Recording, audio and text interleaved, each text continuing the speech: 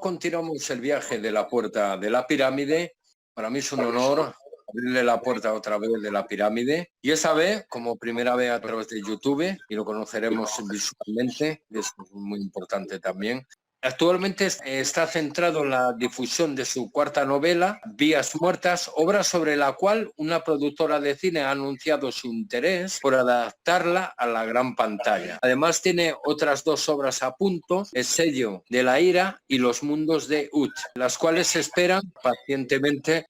Por supuesto, siguen inmersos en la creatividad, pues actualmente está escribiendo Mi otro yo, una inmersión en el mundo de la esquizofrenia. Qué bueno. Como no, se le abre la puerta de la pirámide a Jordi Matamoros. ¿Qué tal? Buenas noches, Jordi. Buenas noches, tocayo. ¿Cómo estamos? El placer es mío. Me has dicho que era un placer que yo estuviera aquí, pero te aseguro que el placer es mío. Es un honor tenerte otra vez en la puerta de la pirámide. Esta vez nos vemos cara a cara, pero sabes que nos llevamos muy bien. De todos los títulos que a lo mejor se pudiese haber barajado en esta gran novela, que realmente la vamos a ver dentro de poco en los cines, Vías Muertas. ¿Por qué Vías Muertas? Estuve barajando cuando empecé a hacer la obra, el título que le otorgué fue Más allá de la moral, que realmente es una historia que va más allá del amor. Lo que pasa es que finalmente me dio la impresión de que realmente hablábamos de eso, de vías muertas, porque al final son una serie de vidas, una serie de personajes que vienen de la nada y van hacia la nada. ¿Vale? Como somos todos en realidad, gente que no sabemos de dónde venimos y sí tenemos la certeza de cómo vamos a acabar, pero jamás de dónde continúa esa vía que es nuestro final, ¿no? La historia, ¿dónde se desarrolla realmente la historia de este gran? Mira, la historia se desarrolla en Badalona. La base principal es en Badalona. En Badalona, bueno, hay una rambla, hay una gran rambla, solemos ir a pasar amigos y en la cual se está de coña, puedes ver a las familias, a las amistades, a los matrimonios. Y un poquito antes de llegar al mar, el mar está dividido por una vía, que es por donde pasa el tren. Pasada esa vía, pues se encuentra la playa, donde suelen ir familias a pasear, amigos y eso. Y durante décadas, por la noche, pues ahí iban parejas pues con sus coches, no diría qué, es evidente.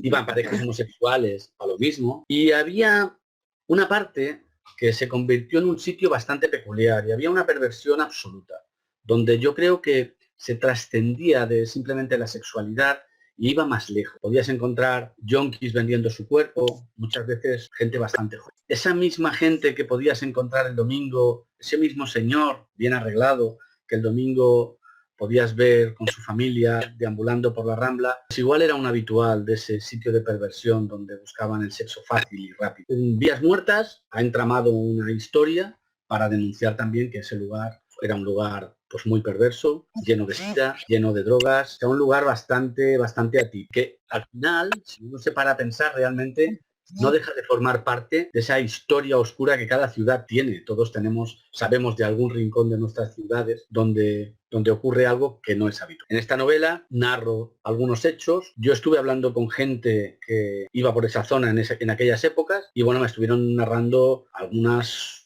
prácticas sexuales que realmente me impactaron muchísimo y que reflejo muy fielmente en la novela. O sea, la novela tiene un alto contenido sexual muy explícito, pero era necesario para entramar esa parte de la trama. Dentro de la trama yo creo que hay que pensar en personajes, irlos enfocando, irlos ubicando según va avanzando la trama. ¿Qué personajes principales son los verdaderos artífices para hacer que cobre vida lo que es ese magnífico libro? ¿Cuáles son los que te ha costado pues ser un poco más meticuloso a la hora de encajarlo, de poderle dar otro toque, a lo mejor un poco más diferente o un poco más de darle más realismo? Realmente lo complicado muchas veces es articular cada personaje con su propio carácter, ¿vale? Yo cuando empiezo a escribir una novela, normalmente ya la tengo en la cabeza casi entera. Se pueden surgir subtramas, pueden surgir momentos que no has estipulado para la novela, porque escribir al final es un proceso. Cuando escribes ficción, la verdad es que es un proceso bastante automático. Lo que suelo hacer es generar primero un perfil psicológico para cada protagonista. Y a partir de ese perfil psicológico, que lo suelo vincular a alguna persona que conozco o alguna persona que he visto e imagino que puede ser de una determinada manera, y una vez tengo confeccionado ese perfil psicológico, a partir de ahí es cuando empiezo a narrar la historia. para que no se dé aquel tópico de que al final lees una novela y dices, me da la sensación de que todos los personajes son muy planos, hablan incluso muy parecido. No, yo intento que eso no ocurra. Intento perfilarlo muy bien. En cuanto al detalle, el detalle de una novela, para mí, ha de ser del principio a fin, desde el personaje más principal hasta el personaje más ambiguo, que sale solo en una pequeña escena. Ha de estar elaborado, ha de ser una historia creíble. Cuando acabas de leer una novela de ficción, a mí me encanta que uno piense dónde acaba la realidad y dónde acaba y dónde empieza la ficción. ¿Entiendes? Generar esa ambigüedad ese vínculo, y ese vínculo a la vez. Exacto. Yo me lo paso de puta madre, ya te lo digo. No, ya, sí, ya te veo. Y cada vez que hablamos, incluso. Pero dentro de lo que son vidas muertas, yo creo que dentro de lo que es esta trama, esta novela, esta mitad realismo, mitad ficción, ¿qué mentes quieres abrir? ¿Hasta dónde quieres llegar? Particularmente en esa novela, a que todo el mundo oculta algo. O sea, todos tenemos una parte oscura. Esa parte oscura puede ser más light o puede ser más perversa. Entonces, eso es lo que quiero dar a entender. Si tengo un segundo, me gustaría leer la sinopsis, es muy cortita, para poneros un poco en antecedentes. Sí, encantadísimo de escucharla. Pues mira, Antonio, un joven apuesto y ambicioso, necesita llevar una vida llena de lujos y comodidades que sus padres, dos personas incultas y conformistas de los que se avergüenza profundamente, nunca pudieron ofrecerle. Su buena oportunidad se presenta cuando conoce a Victoria, hija única y ojito derecho de un prestigioso abogado, poseedor de una gran fortuna. Su vida es perfecta, la que siempre deseó, salvo por unos mínimos detalles. No ama a su esposa, no soporta a su suegro, que es también su jefe, y descubre que la fortuna familiar está a punto de desvanecerse. La trama se va complicando con los secretos que esconde cada uno de los personajes que, poco a poco, se van entramando en un sinfín de vidas muertas. Una historia en que el trama, la traición, la avaricia, la lujuria, el incesto son los principales protagonistas. Parto de una especie de aristocracia, ¿vale? De gente adinerada que poco a poco vamos descubriendo pues, que todos esconden algún vicio oculto, ¿vale? Y estos vicios ocultos lentamente se van apoderando de sus vidas hasta que sus vidas y esos vicios son inseparables, son la fuente de su vida. Al final la vida tradicional, el abogado, el matrimonio, todo eso se acaba disolviendo en el ácido de, en este caso, mi perversión, que es la novela. Ya Jordi, está. Sí. Jordi, me encantaría hacerte una pregunta. Soy Mapi. Hola, Mapi, encantado.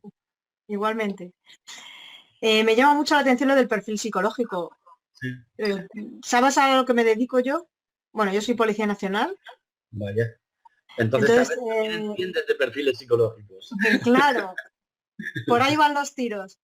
Entonces, ¿has consultado a criminólogos, a psiquiatras, psicólogos para elaborar los perfiles? ¿O mira, más o menos?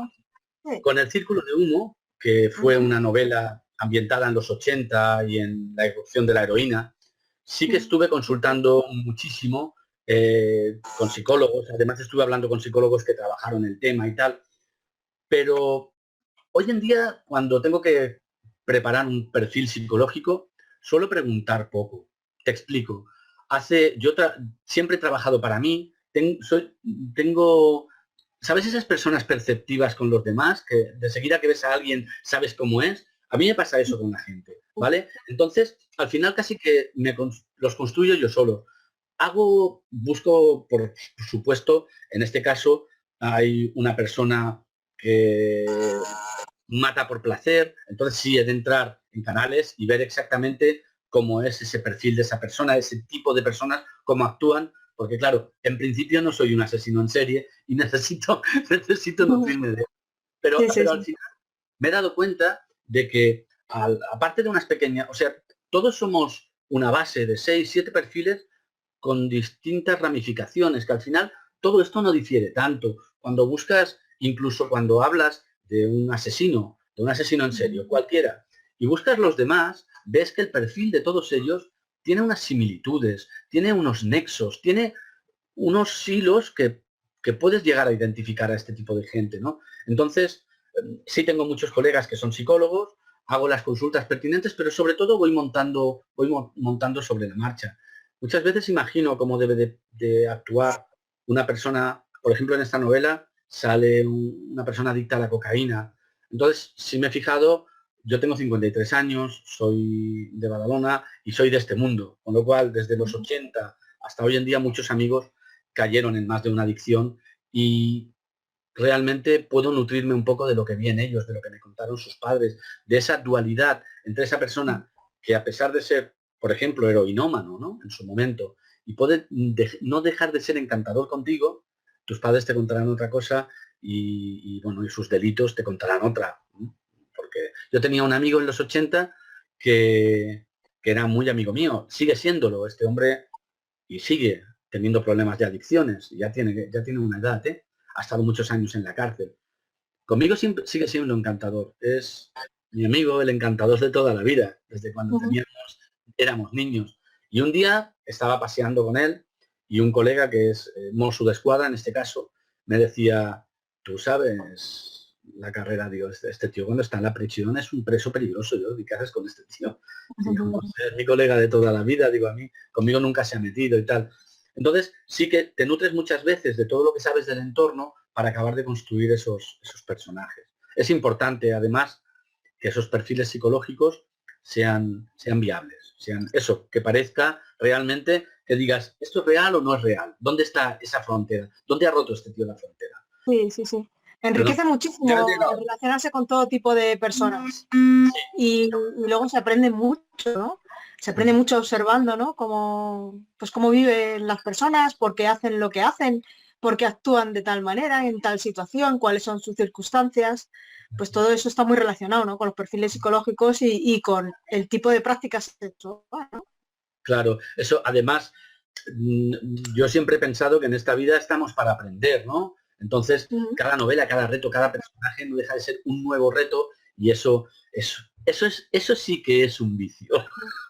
Buscar esos perfiles, esas cosas, es apasionante. Yo tengo desde amigos de ese entorno que te digo, de cuando éramos niños, que pues una parte de mis amigos cayó en el mundo del caballo, y tengo grandes amigos entre los políticos de primera línea de Badalona o Barcelona. Quiero decir, conozco gente en muchos sectores y cada persona te aporta algo en la vida, en realidad. Bueno, y el que no me lo aporta lo considero tóxico y me lo quito de encima. Lo tengo muy claro, eso rápido. Entonces, pero sí, realmente es muy divertido y muy apasionante escribir porque te hace investigar. Investigar creo que es la base. Es muy chulo. No, se te ve a veces como cortado. Vale. Bueno, hola Jordi, encantado de conocerte. Un placer. Yo te quería hacer una pregunta porque además tocas temas que a mí me interesan bastante. Yo hace mucho que me di cuenta, no hace falta ser muy observador, para darse cuenta que esas sociedades que llamamos tradicionales, pero en el fondo son modernas, centradas en el puritanismo, de corte protestante, llevaron luego a lo largo de la generación Gusto y tal, llevaron al punto contrario, que es al libertinismo, ¿no? Como si fuera un efecto pendular. Se desinhibieron totalmente. Exactamente. Entonces, me imagino que tú tratas ese tema de cómo el efecto pendular lleva, el puritanismo conduce a las mayores perversiones finalmente, pero también es curioso porque a día de hoy, yo creo, tengo la tesis, afirmo que pasa un poco lo contrario. En una sociedad muy libertina, en la que justamente el efecto pendular empieza a ser el contrario, que es que ya nada nos excita, la erótica está ya como, estamos como inhibidos porque está todo. Yo recuerdo cuando era pequeño que veías una película de las que llamaban eróticas, y después de una hora de película veías un pecho y decías, hostias, madre mía, qué empalme, ¿no? Estamos inundados de pornografía gratuita, de internet y tal. Cada vez es curioso cómo los dos péndulos, las dos polaridades, terminan a lo mismo, que es curioso, que es a una degeneración, a un exceso. Claro. Bien por represión, bien por exceso. Entonces, a mí lo que me interesaba, porque yo una cosa que me interesa mucho el término temple, que es la capacidad de coger de dos elementos aparentemente opuestos, hacerlo complementario, o sea, o la capacidad de coger un término medio, o lo que llamaban los griegos el camino de en medio, si opinas, en tu opinión, yo tengo mi opinión porque es poco explorada, no tengo muchos elementos históricos como para poder decir que se puede hacer, pero que justamente la virtud camina a caballo entre cierto puritanismo entendido como sublimar los deseos sexuales y por otra y no caer en la represión, pero por otra parte tampoco ceder a un libertinismo que, lejos de ser represivo con el individuo, lo que conlleva es a un desequilibrio psicológico de la persona. Mi pregunta para concretar es, ¿tú crees que se puede templar o se puede llevar una vida equilibrada entre el puritanismo y el libertinismo? Mira, es exactamente lo mismo que antes comentabas, que incluso con la comida, con el deporte, con tal, en realidad hablabas de equilibrio, ¿vale? Entonces, creo que sí, que hay que llevar un equilibrio en la vida, ni decantarte por lo más casto, ni por más perverso. Aún y así, evidentemente, de tanto en tanto, alguno salta de la fila y se pervierte. Eso es así. Por ejemplo, en los 80 hubo un libertinaje bastante elevado, ¿no? Yo creo que todos los que, no sé, yo tengo 53 años, iba a decir tacos. Es un chaval. Entonces, en los 80 fueron muy bestias. Y luego el SIDA hizo que toda esa bestialidad todos nos paráramos un poco, ¿no? Entonces el equilibrio nos lo aporta. El SIDA recortó un poco que fuéramos tan libertinos. Y porque lo éramos, todos y todas, ¿vale? Entonces, cuando yo tenía pelo, digo. Entonces, ahora yo creo que vuelve a pasar lo mismo. Ahora hay un libertinaje absoluto. La libertad, o sea, Internet. Ahora, por ejemplo, una de las cosas que ha pasado es que las edades a las que la gente se inicia en el sexo y en las drogas ha bajado muchísimo desde mi generación hasta esta. Ha ido siendo como algo paulatino hasta que de repente ¡pum!, cayó como en una franja. Todo esto pues lleva a que la sociedad se va un poco al traste. Yo pienso que llevamos una década siendo esa Roma a finales del imperio, esa Roma pervertida, esa Roma que se arroja a todos los placeres sin miramientos. Entonces, sí, un poquito eso. Creo que estamos en un momento realmente de que se ha de producir un cambio, porque realmente está la gente muy desfasada en todos los sentidos. Sí, Jordi, mira por dónde tenemos a Nuria Capitán. Sí, claro, espera, déjame hablar. Mira por dónde que tenemos a Nuria Capitán un momento en el tema sexual, psicológico y demás, pues yo creo que puede actuar también. Bueno, yo también soy de Badalona y yo también viví esa época en esos barrios. Era muy jovencita. Yo tengo 44, aunque no lo aparento.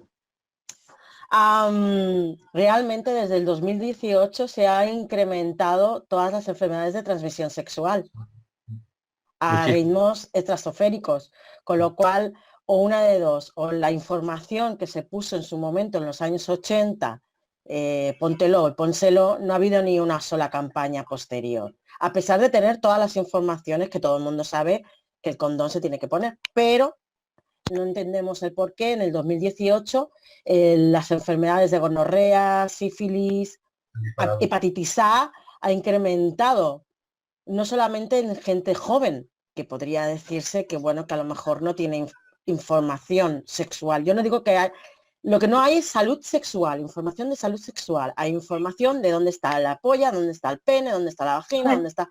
Pero sí, se puede decir, ¿no? En horarios. Sí, tranquila. Pero no se dice, hemos puesto que no es para menores. Vale, okay. No es para menores, no. Pero claro, hacemos el pi, pero claro, no se explica en salud sexual, la autoestima, el ponerse preservativo, que ellos dicen, bueno, me puedo quedar embarazada. Embarazada es una gran porción, es lo mejor que te puede pasar, porque hay muchas otras enfermedades, ¿no? Yeah. Y yo sí creo que el tema de la extrapolación que ha dicho Edgar es porque hay mucho tema ya de Disney. Si el porno ha hecho daño al sexo, Disney ha hecho daño al amor. Y está todo el mundo con una pastillita de color de rosa en donde no es posible. No se puede ser moralista en algo que es algo natural. Hay muchas prácticas que podrían ser consideradas normales para depende de quién. no somos quien para juzgar. A lo mejor hay prácticas que, como el BDSM, que seguramente el sadomasoquismo, muchos no lo quieran practicar, pero detrás de ese sadomasoquismo hay mucha comunicación para evitar que se jueguen la vida entre ellos, ¿no? Para que veáis la extrapolación del puritanismo como lo más kinky. Y sí que hay un retorno del poliamor, de lo más kinky, porque la muestra está en que el salón erótico ha incrementado muchísimo el tema swinger. ¡Ay, gatito! Muchísimo el tema swinger. O sea, el BDSM, el fetichismo, cada vez más gente lo practica. En los eventos que voy está a tope. Cada vez hay más curiosidad. Mi ángulo en redes sociales es de 22 a 35 años. Hombres y mujeres. Muchísima gente joven que tiene muchísimas inquietudes. Quizás tendríamos que plantear el variar la salud sexual, pero no es fácil tampoco meterse en los colegios, explicarlo. ¿Dónde cogen? Pues de internet. Internet es como San Google. Tú pones, ¿qué me pasa? Me duele el corazón, me duele el costado. Conectas San Google, te vas a morir, vas a tener no sé qué. Es como San Google, todo lo miramos en San Google. Y otra de las cosas que nos falta es la humanización, el hablar, el seducirnos. Claro, evidentemente la lujuria siempre ha existido. Yo ya en los años 90, yo ya iba por esos campos, que seguramente sería yo de las que hay por ahí, entre heroinómanos y cocainómanos. No pillé nada y no estuve con ninguno porque tuve la cabeza cerebrada. Pero muchos de mis amigos con 16, 17 años ya no están entre nosotros. Claro. Porque se fueron. Yo tendría 16, 17, 18 años. ¿En aquella época vivías en Badalona? Sí. Yo he vivido toda mi vida en Badalona. Es que en Badalona... Además, yo iba a La Mosca, iba al Clot, bueno, a lo que es el Puente, todo lo que es el Hoyo, San Roque. Yo era del barrio de la Morera. Claro, yo vivo al lado de San Roque, no he descubierto nada, estaba aquí. Todo eso se veía común. Pero además, por ejemplo, en esa época, yo soy de la Morera, ¿vale? Pero no, en esa época, la gran socialización en la que yo te hablo, un poquito antes quizás de la tuya, pero en la tuya también persistía. La heroína no hizo distinciones de clases. Nada. No hubo distinciones de nada. Luego dejaron la heroína y se metían al trippy, al LSD, el chasis, el Megatron, el no sé cuántos, el Velvet. Vamos, que pasaron de la heroína, que era lo que más, que no había ninguna distinción, a las pastillas todo el fin de semana, que aquello era una locura. Pero el sexo estaba ahí, estaba vigente. Ahora ha cambiado la extrapolación. Bueno, quizás la gente se está empezando a desinhibir y a darse cuenta. También es verdad que está el fast food. Hemos hablado de buenos alimentos. También está la comida rápida. Pues el sexo es igual. Está el fast sex. Yo le llamo el fast sex. Es el sexo rápido. El todo vale. Porque no te motiva, porque todo vale. Y no, hay gente que está deseosa de conocer de que no todo vale. Es más fácil ir a follar que tomarte un café. Sí. Bueno, es que así de claro, tú le dices a un chico, vamos a tomar un café y te dice, pero ¿follamos o no? Joder, pues no, perdona, tomamos un café. O sea... No, el café no, te dice directamente que no. Sí, ay, a ti también te ha pasado. Bueno, la sociedad se ha vuelto inmediatista absoluta. Entonces, claro. Más jóvenes, más inmediatistas. Todo ha de ser en el momento. Y el sexo no queremos seducir, no queremos compenetrar, no queremos... Pero bueno, yo creo que también las prácticas siempre han estado ahí y seguirán estando, pero hay que reeducar. Yo tengo post de filias en la que las filias no son malas, son excitaciones que tenemos. Nos excitan, habrá quien le excite el olor, habrá quien le excite las axilas, habrá quien le excite el ombligo, pero también hay que desmitificar. También hemos llegado a un ángulo en que no todo vale, pero al menos sí que podríamos practicar un sexo más consciente, más sanote. dentro de tus prácticas sexuales, porque hay quien hace prácticas sexuales. La adrenalina de esa práctica. Jordi. Pero bueno, no sé. Perdón. Gracias. Dime, Jorge, dime. Vale, ¿no? Como estaba, digo, ya se ha puesto la cosa rojo vivo hoy. Sí, sí, es que digo tacos, lo siento, pero es un horario nocturno, podemos decirlo. Sí, ¿no? bueno, que no pasa nada, no pasa nada. Bueno, volviendo a remontar lo que es el libro, realmente dentro de esos personajes, ¿nos puedes comentar algo sobre un personaje, realmente qué es lo que quiere llegar o qué es lo que desarrolla en ese momento? Antonio es el personaje. Mente, ¿qué pasa por...? Hay 4 personajes principales que son Victoria, Magda. Sí, perdón. Magda es una prostituta.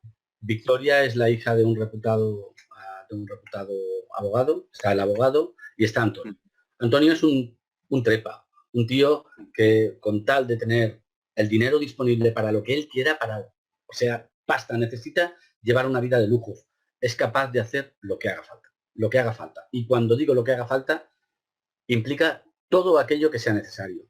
Este hombre, a base de subliminar un poco su manera de estar, porque no soporta a su mujer, no le atrae ni siquiera sexualmente, pero es su vía hacia el dinero, hacia el cochazo que tiene, hacia la casa perfecta que tiene, en una urbanización perfecta. Esa perfección le cuesta sublimar su verdadero yo. Entonces, como válvula de escape, empieza a encontrar tras esas vías de la playa de Badalona, su válvula de escape. Su válvula de escape es el sexo desaforado, el sexo desmedido, el sexo de llegar a la playa, encontrar a otro tío y hacer lo que haga falta. Y entonces, pues bueno, poco a poco se va viendo más inmerso en ese mundo y en la perversión, en este caso en la perversión más absoluta, porque al final ni siquiera obtiene placer con el sexo, simplemente es una manera, insisto, de una válvula de escape, es su puñetera válvula de escape, como para mí puede ser escribir, ¿vale? Él lo utiliza, entonces llega a hacer cosas realmente rastreras. En la novela hay un atraco a un grupo mafioso, está una denuncia hacia un grupo mafioso que, bueno, es que insisto, es una novela con 4 o 5 tramas muy intensas que no te voy a desvelar del todo, Jorge. No desgranes mucho el libro, porque yo por supuesto que lo voy a tener, lo voy a leer, igual que Mapi, igual que Bonnie, e incluso a lo mejor Nuria irá a comprarlo. Os facilitaré el libro, no os preocupéis, ¿vale? Por eso, tú ya eres mi colega, tío. Ya lo sé, Jordi. Jordi, somos colegas de hace Muchas tiempo. Gracias. Nada, un placer. Entonces, el libro, sobre todo, ya te digo, es una denuncia también a esa parte oculta de la ciudad, que bueno, en realidad, si lo extrapolamos a cualquier otra población, encontraremos sitios similares donde al final ni siquiera el sexo, porque, a ver, el sexo tiene algo, incluso si lo usas pues una noche, ¿no? Que quedas con alguien, lo practicas, tiene algo de encantador, ¿no? ¿En qué momento ese encanto se vuelve perversión? ¿Dónde cruzas ese límite que ya no es un placer por sí mismo, sino que te ayuda a paliar algunos otros? Para mí eso deja de ser sexo. O sea, si tú tienes la tendencia de salir cada noche, buscar una pareja diferente y tal, a veces puede ser que lo hagas porque te apetece, ¿vale? Pero muchas veces esas prácticas desmedidas vienen dadas para tapar algún problema interno. Vamos, yo lo veo así, para paliar pues algún problema de la infancia, algún problema, no sé, de que de pequeño hayas sufrido abusos, de que hayas sufrido, no sé, cualquier cosa, o simplemente una persona que esté muy agobiada en el trabajo, que necesitan válvulas de escape, y cuando la válvula de escape que encontramos no es una válvula sana, porque por ejemplo, tú puedes encontrar en la lectura, por mucho que se te vaya la olla, lo único que te puede pasar es que en vez de leerte 3 libros, te leas 6, ¿vale? En la escritura, tú tienes una válvula de escape, siempre lo digo, los escritores tenemos una válvula de escape brutal en la escritura que nos hace, pues por ejemplo yo, si no, ahora que estás tú, que te veo en pantalla, yo sería un asesino en serie si no escribiera.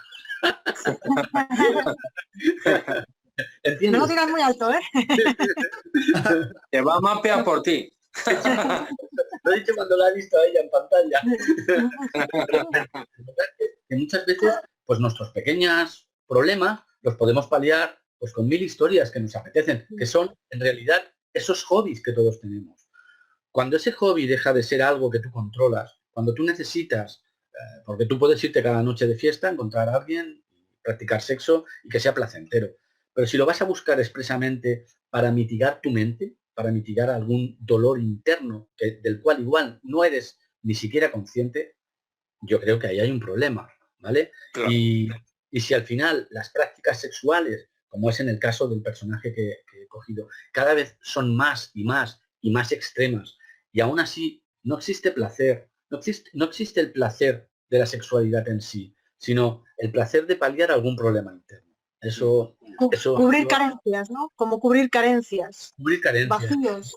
Entonces, Sí. en realidad, en esta novela, lo que hablo de una gente absolutamente normal, un abogado, su yerno, su hija y la prostituta, que no deja de ser una persona que ha parado allí también por un problema con la familia. Al final hablo de eso, de que todos esos pequeños problemas que a priori nos pueden parecer poca cosa, a los demás, a los que no los sufrimos, en una persona pueden ser la catarsis que haga, pues que acabe en un declive personal importante. En esta novela, la cocaína, el juego, la prostitución, la perversión. Es una novela dura de leer, sí. Es una novela dura de leer, pero bueno, creo que hace... Escucha, hablando de cine, me suena muy Almodóvar, ¿eh? Tiene su punto. Es verdad, ¿eh? Es verdad. Pues mira, Sí. además, estamos hablando con Félix Cárdenas, que hace poco estuvisteis Sí, entrevistando. que le enviamos un saludo grande, sí. Junto a Asunta Serna, hace como un año. Igual. Sí, una gente maravillosa. Hace un año y medio, pues contacté con ellos. Con Félix hace años que lo conozco. Y Félix tiene una productora que se llama Mar, por supuesto. Entonces, ahora con Félix, precisamente, estuve con ellos colaborando como ayudante de producción en aquel corto que ahora hemos colgado por 1000 sitios y está viendo muchísima gente. Fue una experiencia brutal, chulísima. Y a partir de ahí, pues con Félix es una persona que, bueno, que me ha contado algunas anécdotas, que vivió en esa zona, que vivió en eso. Hay una parte pequeña verídica y luego pues la parte que él veía o que otros amigos o no tan amigos, gente que he ido encontrando que se movía por aquellos círculos. Entonces, es como cuando hice el círculo de humo, no me quedó más remedio que empezar a hablar con yonkis. Era necesario saber su experiencia. Yo recuerdo con el círculo de humo, le pregunté un día a un policía a qué huele la heroína. ¿A qué huele la heroína? ¿Vale? Y me dijo, hostias, pues no lo sé a qué huele la heroína. Y la misma pregunta a un yonki, a un ex yonki, que de tanto en tanto sigue metiéndose y tiene ya 50 tacos y está vivo el cabrón, es muy amigo mío. Este tío me dijo, ¿que a qué huele la heroína? Dice Jordi, la heroína huele a gloria. Eso me dijo. Huele a gloria. Claro, ¿entiendes? Eso es lo que... ¿Qué puedas decir sobre todo a los que nos están escuchando y a los que realmente a lo mejor las ha abierto pues ese apetito de decir, tengo ansia y mono de pillar ese libro, leerlo, disfrutarlo y a ver qué enseñanza me da este Jordi Matamoros y sobre todo que va a salir ahora dentro de nada al cine? Hay que ser con actitud que se nos vaya rápido este confinamiento y pueden adquirir este maravilloso libro. Pues mira, el libro iba a salir para San Jordi, para el Día Internacional del Libro, el 23 de abril. Mi santo y el tuyo, claro. Sabes que en Barcelona se hace la Feria del Libro una feria bastante chula. Iba a salir para esa época, pero como bien dices, el COVID pues nos ha fastidiado, bien fastidiados. Y simplemente estamos esperando que pase un poco todo esto y seguramente, como mucho, en 3 semanas, un mes, ya esté en preventa y esperando espacio para poder hacer presentación, que tampoco sabemos cuándo se hará debido a lo que está pasando. O sea, al igual que vosotros lo estáis haciendo desde casa, ahora estamos todo el mundo de la cultura bueno, y todo el mundo en general, y coño, nunca mejor dicho, todo el mundo estamos a la espera de a ver qué pasa. Por tanto, simplemente es esperar. El libro está listo, está preparado, la portada, contraportada, ya está maquetado, está todo listo para enviarlo a imprenta. Y ya te digo, estamos esperando eso. Yo creo que en 2 o 3 semanas ya estará en preventa o en venta directa desde librería, pero no haremos aún la presentación. Algo que quieras. Pues que es un libro que os aseguro que os va a atrapar. Os va a atrapar desde la primera, sí, lo tengo muy claro. Os va a atrapar desde el primer párrafo, ¿vale? Algunos acabarán más hastiados que otros, depende de cómo cada uno sepa y le guste leer el sexo. El sexo que hay no es el sexo bonito que puede haber en una novela erótica, no. Es el sexo que se va pervirtiendo y pervirtiendo y pervirtiendo. Y es además muy explícito. Entonces, porque queríamos hacerlo así, porque en aquella época y en aquel lugar fue así, muy, muy explícito. Entonces, bueno, así es. Es una novela que debido al morbo que conlleva ya hay mucha gente que lo quiere leer. Sí, seguramente. Jordi Matamoros, simplemente decirte, y sobre todo a todas las personas, si quieren aprender y tener sabiduría, que se reencuentren con las vías muertas. Muchísimas gracias. Gracias a ti, Jorge. Eres un encanto de persona, tío. Desde el primer día que traté contigo me di cuenta de eso. Es un placer. Un placer. Sabes que tienes un amigo de por vida. Muchísimas gracias. Un placer a todos. A ti por estar. Eres grande. Venga, crack. Sigue ahí.